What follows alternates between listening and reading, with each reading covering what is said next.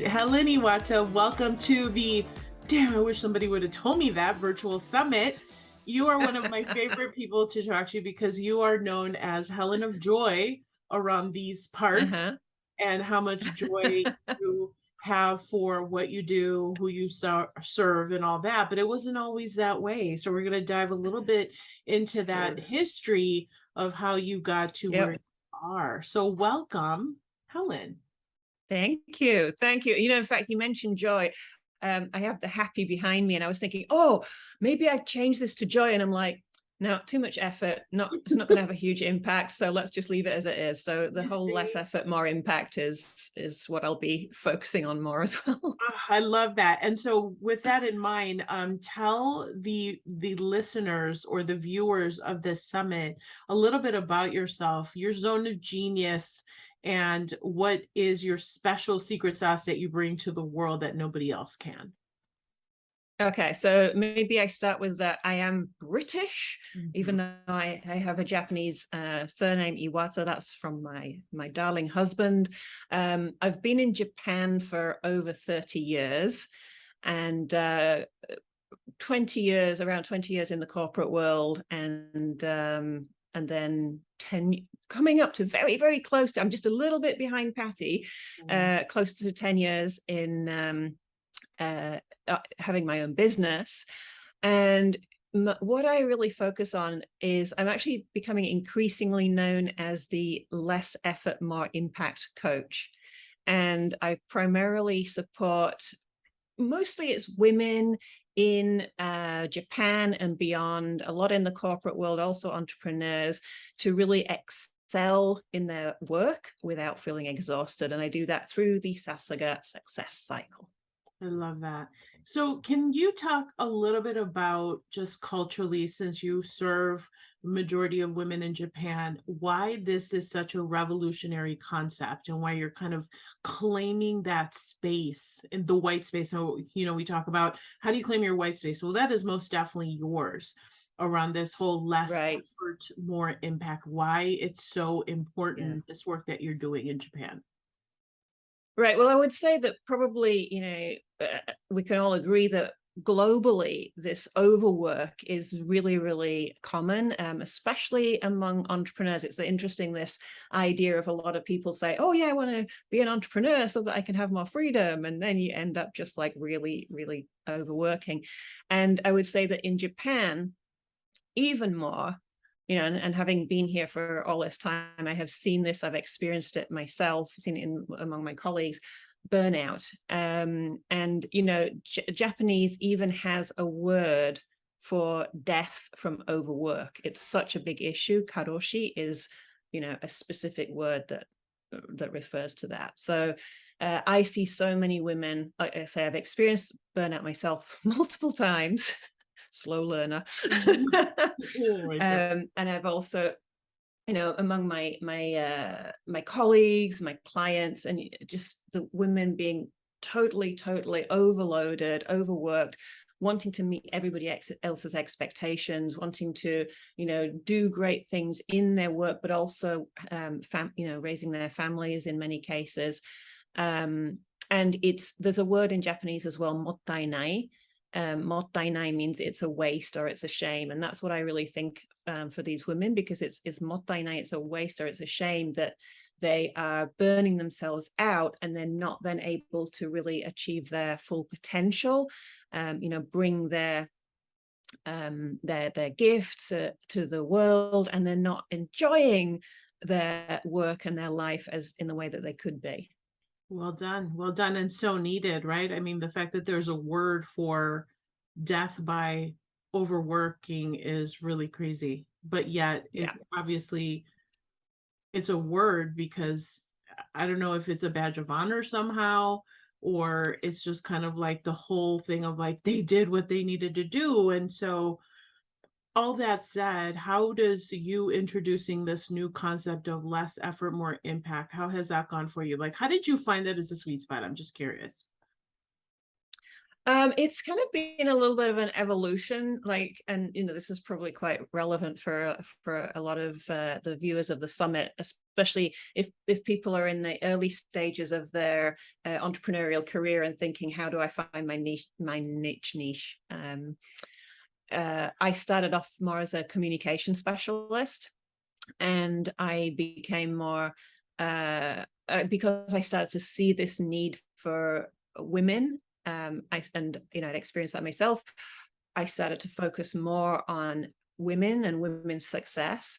And then from there, the evolution went to, okay, this whole concept of less effort, more impact. And I'm not sure, I'm not sure where it came from. It was just one of those things that just suddenly, it was it was like appearing in my mind. I don't have this specific, oh, this is when I first came up with the expression. It just sort of filtered in somehow. It worked really well. And then I guess to that point, do you believe that that's part of the reason why entrepreneurs struggle to maybe get their business off the ground, because they feel like they have to hustle really hard, as there's some very prominent personalities in the entrepreneur space that are talking about grinding, hustling, and all that? What would be your comment to that? Well, I kind of see two groups, and Patty, you work with so many fabulous entrepreneurial women, especially, so I'm sure you've seen this as well, is that there seems to be there's the group who really go into that hustle and like, oh, I've got to work so hard, and I've got to keep going, and getting easily into burnout, or just doing too much. And then there's the other ones who kind of want to do it, but they're in fear. And so that they're actually not moving forward. And it seems to be just like there's these very, very often it's these two groups. And there doesn't seem to be so much of the happy medium.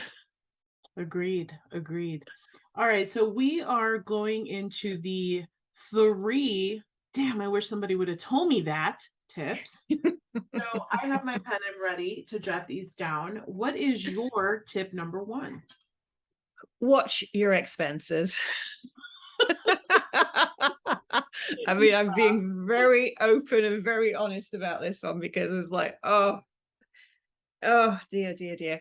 And this actually comes back to, when I talk about two groups, I think that you get 2 types in terms of how they deal with their expenses and outsourcing.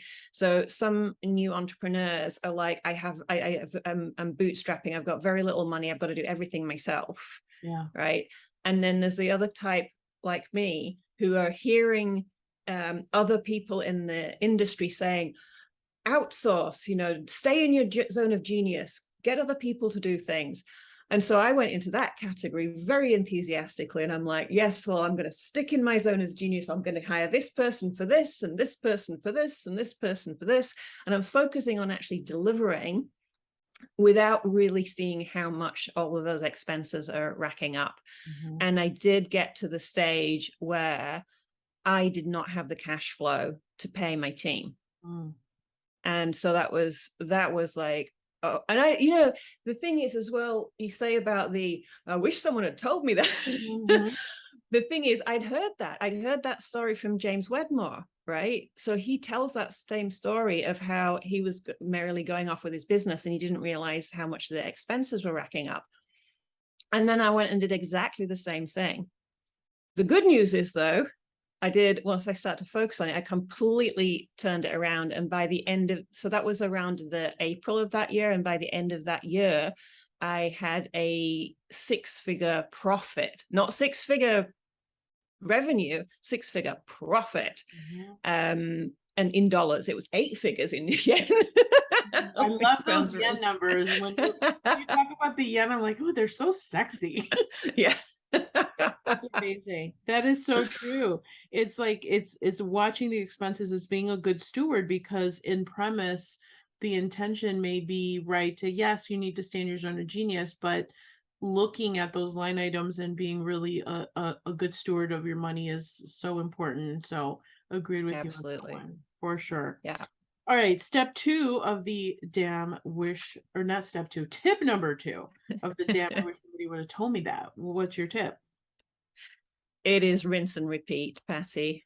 And I'm sure you're going to be laughing at me as I'm saying this, because you know me, I'm very and I think a lot of entrepreneurs are like this as well. It's like the shiny object, like, oh no, I can go and do this and I can do this, because you have this sort of, the freedom to do what you want, decide what you want to do.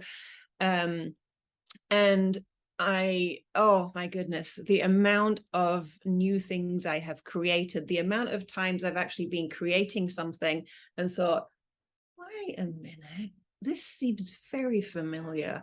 I do feel like I've done this before, and then searching it and not being able to find it. So what I have become, what I've realized is really important is this rinse and repeat. Also, it's related very much to repurposing. So have the thing that you're focusing on, get it to a stage where it's going really well before moving on to the next thing. And then also, when you're creating the thing, what are the ways to repurpose it? And this is just like huge. I cannot believe how much time and energy I wasted from going in all these different directions. I love it. So what you're saying is that the less effort, more impact is something that Exactly into this particular tip of it's huge. Absolutely. It saves Yeah. time. Absolutely. Yeah. You know me, I'm a big advocate for that. So that's awesome. Yeah. And how about tip number 3? Take time to rest. Or take time off, take time to rest, whichever you want to say. And this, I can give you a little story around that, because I had an in-person gathering. It was so great, an in-person gathering with the members of my online community for Japanese women, and they were asking me all sorts of questions about how my career and how I got into doing what I'm doing now. And one of the stories I was saying was, I was in the corporate world. I was with McKinsey and management consulting for 10 years, right? Very, very serious corporate work. Mm-hmm. And then I left McKinsey, and the next day I set up my business. Now, it did not occur to me at the time to take time off. Like, usually people would, you go from one thing to another. Usually you might take at least a day. People take a month, people take 6 months. And I was like, no, boom, straight into doing the paperwork and getting my business set up and doing workshops that same week. Wow. Crazy. And you know, right, that now taking chunks of time off has become really important for me. I'm looking forward to, so last year I took December off. This year again, I'm taking December off so that I can spend time with family. And I'm actually looking into next year at really having more chunks of this is focus time, and I'm going to take a month off, and focus time, month off. I love that. That's really good. So kind of like those sprints, and then you have the rest. Exactly. Rest. I love that. Yeah. That's really and it really is less effort, more impact, because when I first heard this concept as well of the rest is the work, and the whole thing about the benefits of slowing down, at first I was like, no. And then I've experimented with it, and I found that it is absolutely true. Wow. Well, you've come a long way, baby, because I love that because in essence, what you're talking about by doing that, where you sprint, take a month off, sprint a month, you're working half of the year. Not every other month off, Patty. Not quite at that level. I'm looking at 3 months on, 1 month off. Oh, I so see. it would be like 3 months off. Yeah. Okay. I thought you were gonna do it like every other month. I'm like, that's really not. And I have heard that before. I had heard like in 6-week sprints where people 6 weeks and then they take, I think, 3 weeks off. I was like, that's so interesting, but like really making it a part of the lifestyle, clients and whatnot. I think that's so genius, if you can work that. So, okay, so let me do a recap. of your tips. Tip number 1 is watching those expenses. Tip number 2, rinse and repeat instead of overworking yourself. Rinse and repeat is being very powerful so that you have less effort, more impact. And then tip number 3 is taking time to rest. Yeah. The counterintuitive productivity that comes out of that. Absolutely. Right? Yeah. All right, Helen, how can people learn more about you, your success cycle, and this mantra that you live and like you live by it, this less effort, more impact, which I think is so powerful. How do people find out more about that? So I have a very, very mini course that